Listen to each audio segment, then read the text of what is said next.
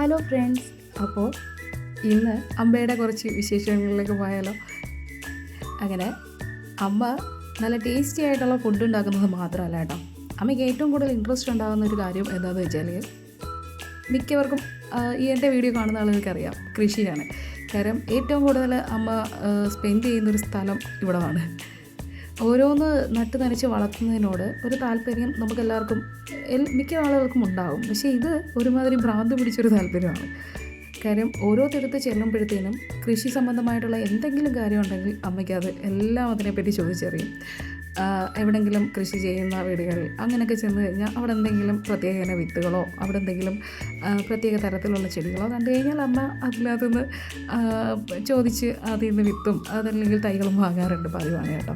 സ്നേഹത്തോടെ അവരൊക്കെ കൊടുക്കുകയും ചെയ്യുവേ. അപ്പം അമ്മ രാവിലെ അമ്മ എണീറ്റ് അമ്മയുടെ കാര്യങ്ങൾ കഴിഞ്ഞ് കഴിഞ്ഞാൽ ആദ്യം അമ്മ എത്തുന്നത് ഇതാ ഈ കൃഷിയിടത്താണ് കേട്ടോ.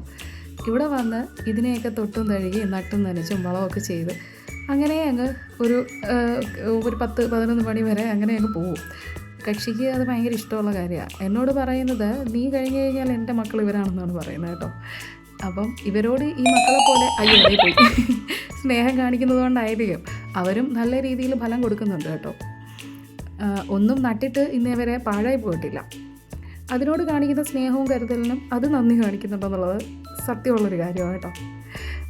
അതുപോലെ തന്നെ ഇതിനൊക്കെ അമ്മ ഒരു വിധത്തിലുള്ള രാസവളങ്ങളും ചേർക്കാറില്ല. അതാണ് ഏറ്റവും വലിയ പ്രത്യേകത.